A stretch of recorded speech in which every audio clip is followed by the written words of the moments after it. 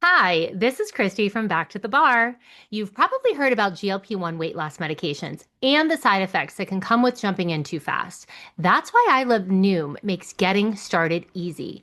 Their microdose GLP-1 program begins with a smaller dose and gradually scales up based on how your body reacts. The Noom GLP-1 microdose program starts at $99 and is delivered to your door in 7 days. Start your microdose GLP-1 journey today at Noom.com. That's Noom.com. Noom, micro changes, big results. Average weight loss 8 pounds in first month. Meds and personalization based on clinical need and not available to all individuals. Medications are not reviewed by FDA for safety, efficacy, or quality. Pricing based on first month only. Well, the holidays have come and gone once again, but if you've forgotten to get that special someone in your life a gift, well, Mint Mobile is extending their holiday offer of half off unlimited wireless. So here's the idea. You get it now, you call it an early present for next year. What do you have to lose? Give it a try at mintmobile.com/switch. Limited time 50% off regular price for new customers. Upfront payment required. $45 for 3 months, $90 for 6 months, or $180 for 12-month plan. Taxes and fees extra. Speeds may slow after 50 gigabytes per month when network is busy. See terms.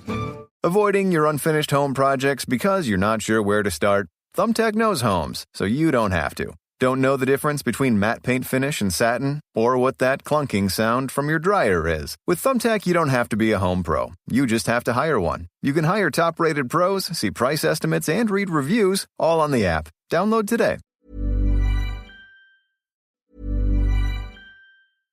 Hi, this is Christy from Back to the Bar.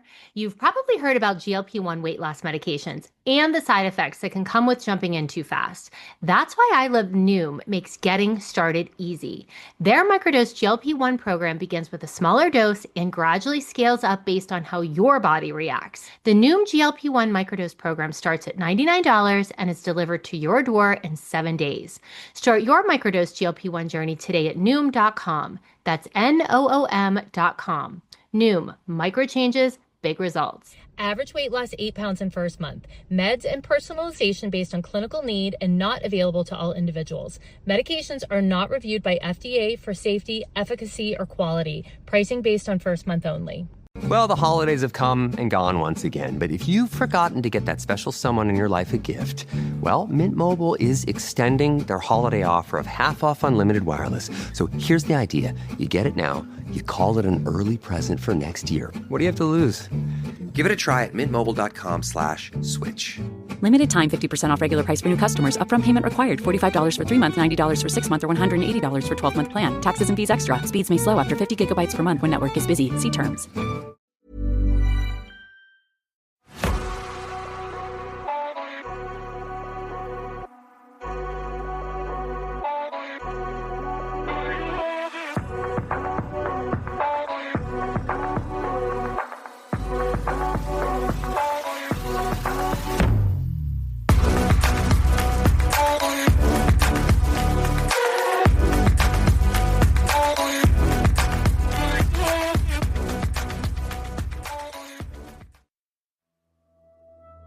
Hello, I'm Sarah, and welcome to day 9 of 12 days of Festive Frights. I've got one long story to share today, and it's a no-sleep story. Are you ready for the story? My neighbour's apartment was sealed over for 20 years. Last Friday, they opened it. I wish they hadn't. I won't give my name or the city. Let's just say it's an old working-class neighbourhood in a city that's seen better days. The kind with old brick buildings crammed together, streets barely wide enough for one car to squeeze through. I'd lived in this particular building pretty much my whole life, or at least as long as I can remember.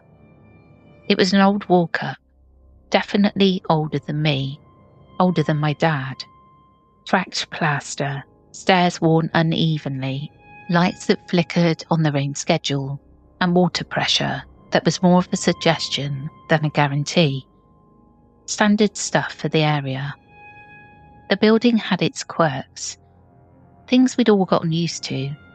You'd hear odd thumps in the night. The hallway light on our floor would sometimes flare bright. then dim for no reason. The cat belonging to a woman on the second floor would occasionally hiss at one specific spot on the third floor landing and refuse to pass. You know, the kind of stuff people chalk up to the house settling, or old wiring, or whatever explanation lets you sleep at night. Life's got enough real scares, right? All those little oddities were one thing. Apartment 4B, directly across the narrow hall from ours, was something else entirely. That apartment, it was sealed shut since before my family moved in. We're talking over 20 years, locked with a heavy-duty, rust-caked padlock on a thick hasp, bolted into the door and frame. The wooden door itself was weathered, paint peeling, showing the scars of time and damp, but it was firmly closed and nobody ever went near it. When we first moved in, my dad, God rest his soul, asked the old man who owned the building then, about 4B, why was it locked up tight, not rented out like all the others? The landlord at the time was elderly even then, but still sharp. His face clouded over, and his voice, usually gentle, became stern. That apartment is my business, son, and I don't keep it locked to rent it out. You mind yours. That was enough for no one in the building to ever bring it up with him again. The old landlord himself was a bit of a recluse, lived in the ground floor unit, rarely spoke, barely seen. When he got too frail, his son started coming by to look after him and eventually the building. But even the son clammed up if you asked about 4B. That apartment was a source of silence, creeping dread for all of us on the fourth floor, especially us right opposite. Why? The sounds that came from it. Not loud, startling noises. No, these were quiet, faint, but persistent and deeply unsettling. Sometimes you'd hear a soft scratching, like a trapped animal, from the other side of the door. Other times, a low, broken murmuring, like someone whispering just below the threshold of understanding. And then there was a sound that unnerved me the most, a faint electrical hum, or a deep resonant thrumming, like a massive distant engine. A sound that had no business being in a sealed apartment we were pretty sure had its utilities disconnected decades ago. These sounds weren't constant. They had a strange rhythm, usually late at night or in those dead quiet hours just before dawn when the city finally holds its breath. At first, we told ourselves it was just sound carrying from other apartments through the old walls. But over time, focusing, we became certain the source was 4B. Beyond the sounds, other things were linked to that apartment. The patch of hallway floor directly in front of its door, for instance, was always colder than the rest of the landing, even in the height of summer when the building felt like an oven. If you stood there, you'd feel a distinct, unsettling chill, like a pocket of winter air. The stray cats that sometimes snuck into the building to sleep on the stairs, they'd never go near that spot. They'd approach, then stop, arch their backs, and either turn around or skirt wide around it, hurrying past as if spooked. My mum would always mutter a prayer and sprinkle salt in front of our own door, sometimes reciting scripture a little louder when the sounds from 4B were more noticeable. My dad tried to reassure us, saying, "It's just your imagination," or "probably rats or old pipes," even though he knew, and we knew, that was nonsense. No rats could make those specific sounds, and a sealed apartment wouldn't have active pipes behaving like that. As I got older, into my teens and then my 20s, 4B became more of an obsession. The curiosity was eating me alive. What was in there? Why was the original landlord, and then his son, so adamant about keeping it sealed? And those damn sounds. I started paying closer attention, trying to decipher them. Was the whispering in any recognisable language? Was the scratching rhythmic? Did the hum fluctuate? Sometimes, late at night, after my parents were asleep, I'd crack open our door and stand in the darkened hallway, just listening. Once, I pressed my ear against the cold, ancient wood of 4B's door. The chill I mentioned seeped right through my clothes, and I heard something like a clock ticking, but incredibly slow and erratic. Tick, then a long silence, then 2 quick ticks, then an even longer silence, followed by a sound like a deep, shuddering intake of breath. Then the ticking resumed. My heart hammered against my ribs. I scrambled back to our apartment, slamming our door, convinced an eye had been watching me through some unseen crack in 4B. I started asking the older tenants, the ones who'd been there even longer than us. One elderly woman on the 2nd floor, a tiny lady who'd lived in the building her whole life, lowered her voice and glanced around conspiratorially. "My boy," she said, her accent thick. "That apartment, it was closed up even before the old man bought this place. They say people lived there, then vanished, just gone. And they say, God forgive me, they say it was touched by something not good. When he bought it, he left it as it was, said no one should ever open it, so the badness inside doesn't spread." Her words chilled me more than any draft from under that door. That old, and what did she mean, badness that spreads? Our next door neighbour on our floor, a kind but jumpy woman, told me she sometimes smelled a strange odour seeping from under 4B's door. Not just must or damp, but something else, like ancient dust mixed with the scent of burnt wood, or a strange cloying incense. An odour that made her feel sick. She said her youngest son was playing in the hall once and just froze in front of 4B, staring. When she asked what he was looking at, he said he saw a faint light coming from under the door. She, of course, freaked out, dragged him inside and forbade him from playing near 4B ever again. All this just fueled my morbid curiosity and my growing dread.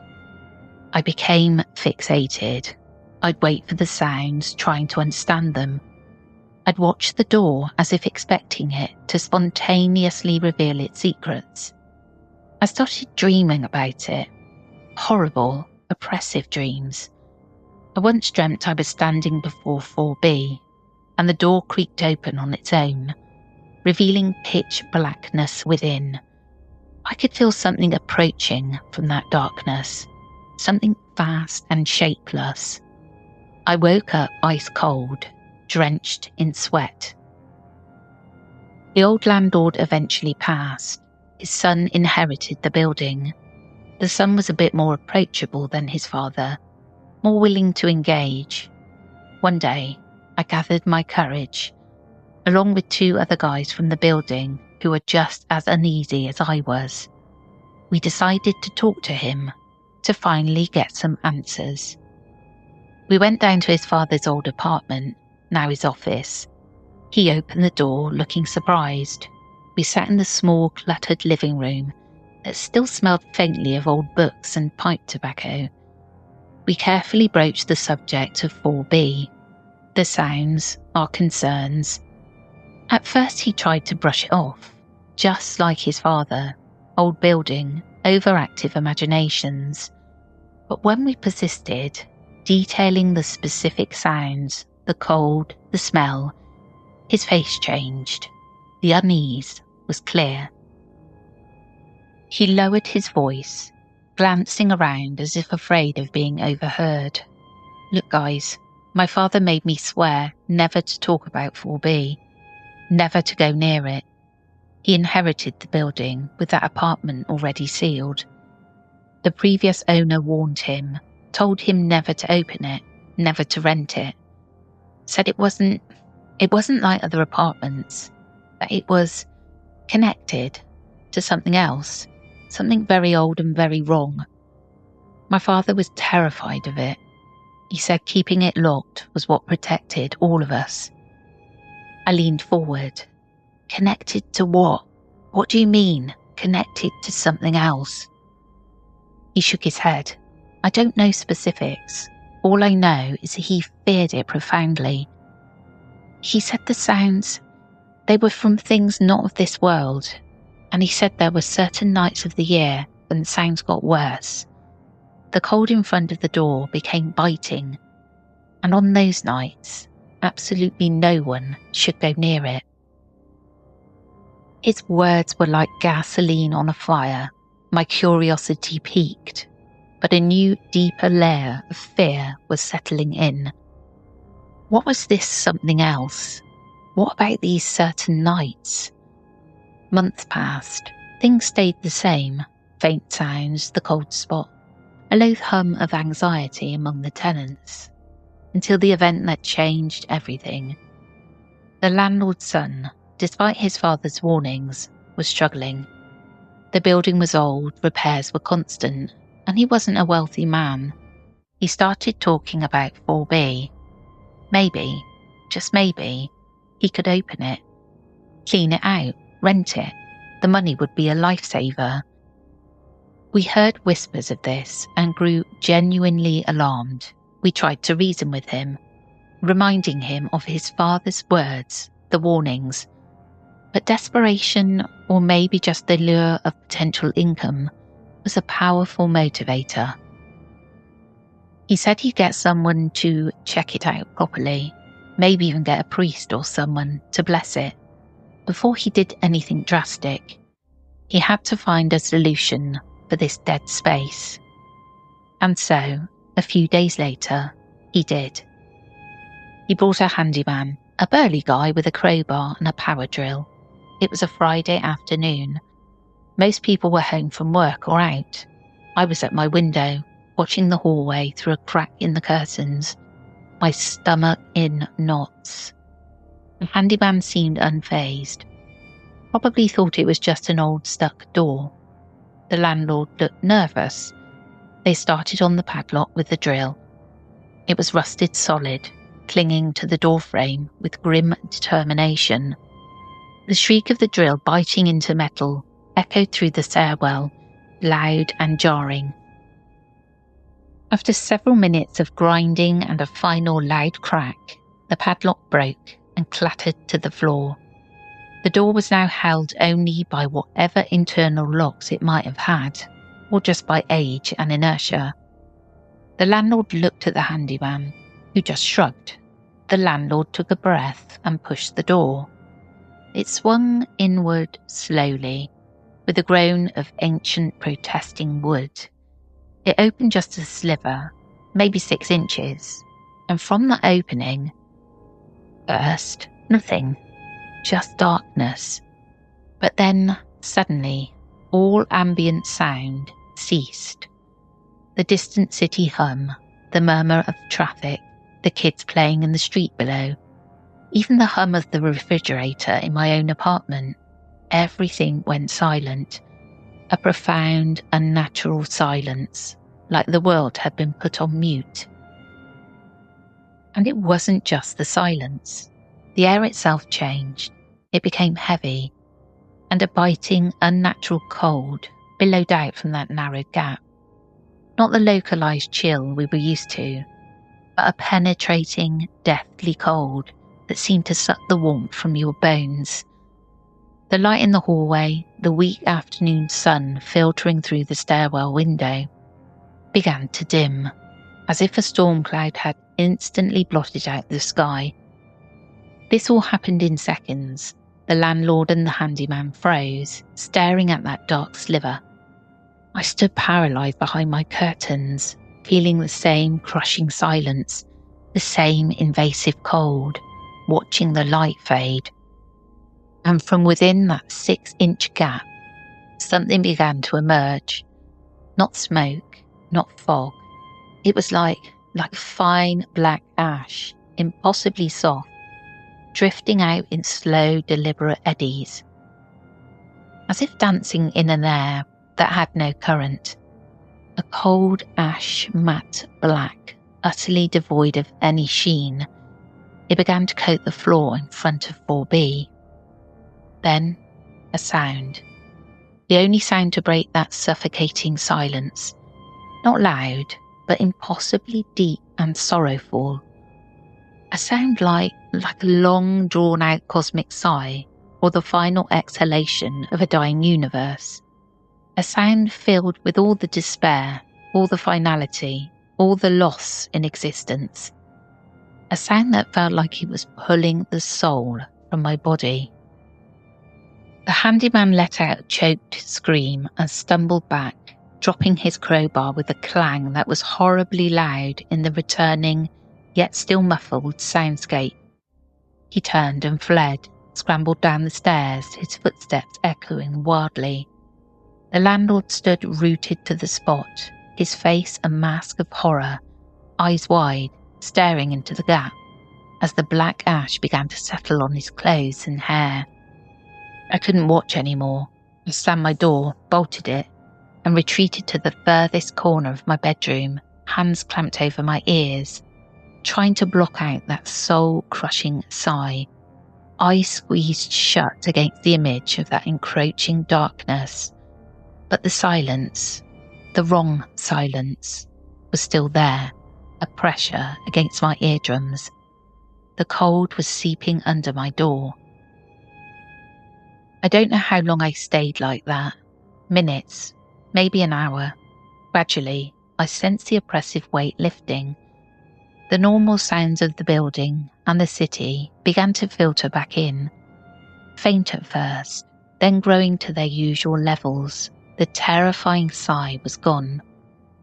Gathering every shred of courage, I crept out of my room. I went to my front door and peered through the peephole. The landlord was still in the hallway, alone, leaning against the opposite wall, his face pale as death. He was staring at the door of 4B, still ajar by that same 6 inches, the black ash thick on the floor before it. I unlocked my door and stepped out. He was trembling. "What was that? What's in there?" I whispered. He looked at me with vacant eyes, his voice a ragged whisper. Not an apartment. There's nothing, just void, cold, and the end. Everything ends. In there." He said nothing more. I helped him stumble back to his own apartment downstairs and sat him in a chair. I went back up, drawn by that terrible curiosity. The 6-inch gap remained. The cold was still intense, and as I approached, the ambient sounds of the hallway seemed to recede again, as if being absorbed. I stood before the opening and peered inside. At first, only darkness. Blackness deeper and more absolute than any night I'd ever known. But as my eyes struggled to adjust, I realised it wasn't just darkness.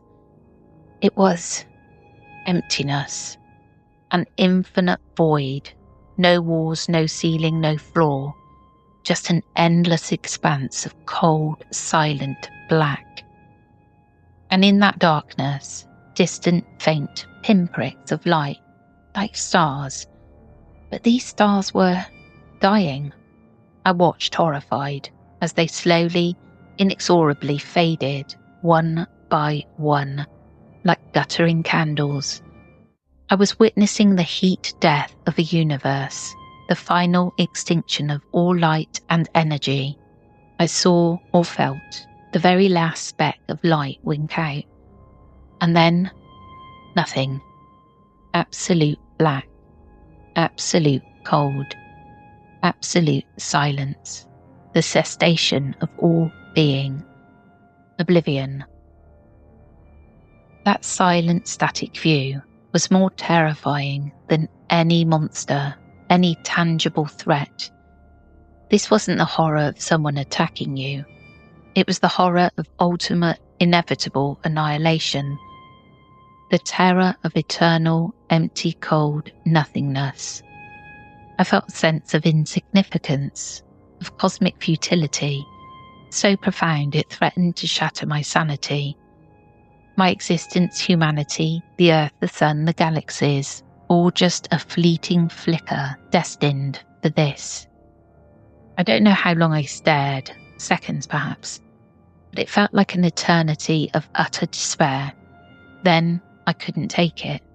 I recoiled, stumbled back, hitting the opposite wall, feeling as if my soul was being siphoned away.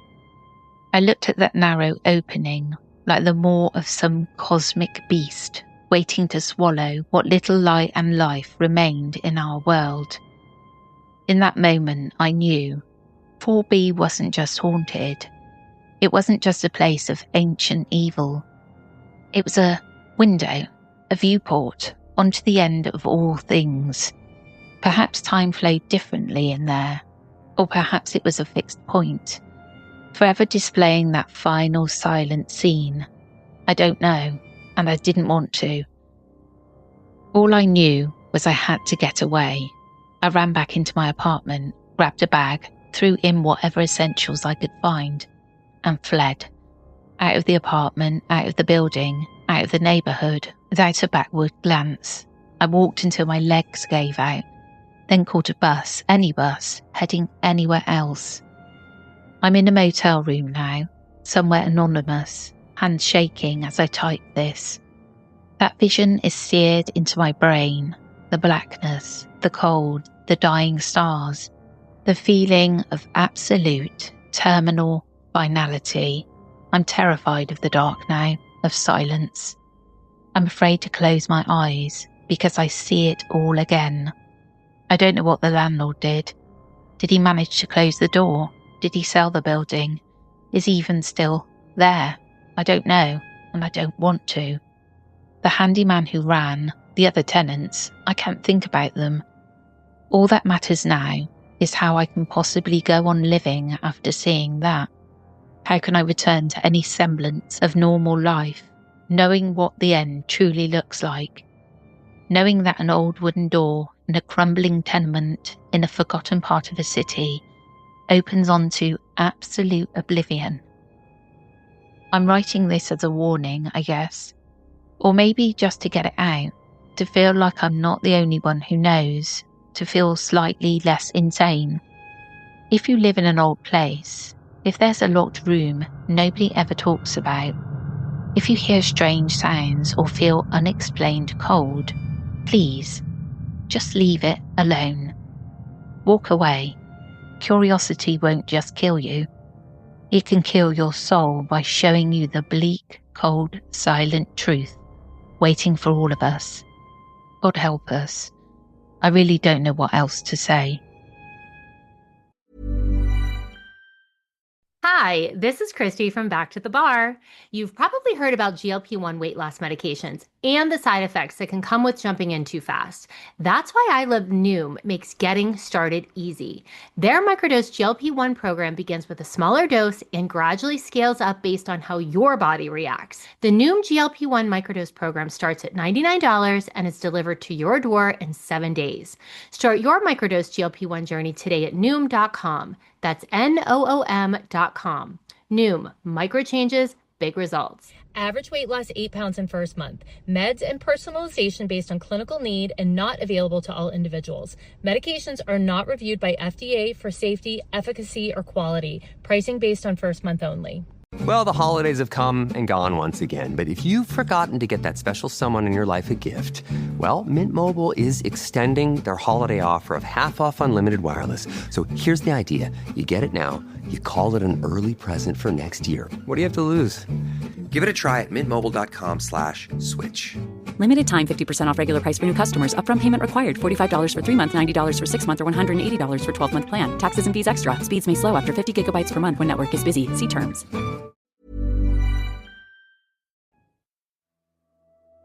I don't know about you, but this story is so creepy.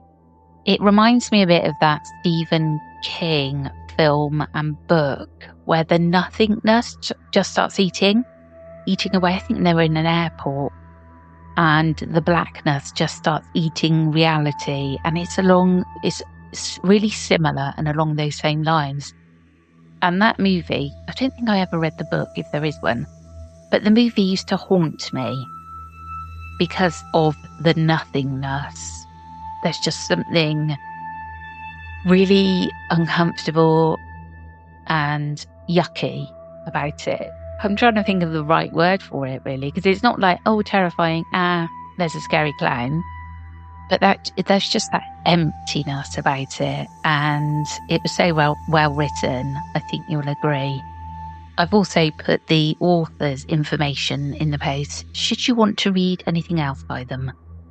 Well, that's it from me today. I hope you enjoyed, and we'll catch you again tomorrow. Take care, everyone.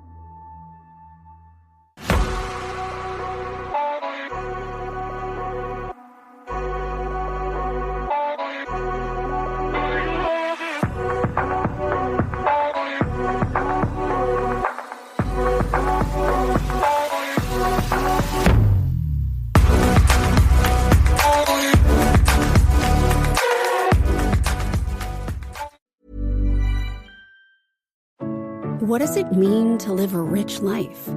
It means brave first leaps, tearful goodbyes, and everything in between. With over 100 years' experience navigating the ups and downs of the market and of life, your Edward Jones financial advisor will be there to help you move ahead with confidence. Because with all you've done to find your rich, we'll do all we can to help you keep enjoying it. Edward Jones, member SIPC. Ever see an idea so clearly in your head, but struggle to make it real? We've all been there.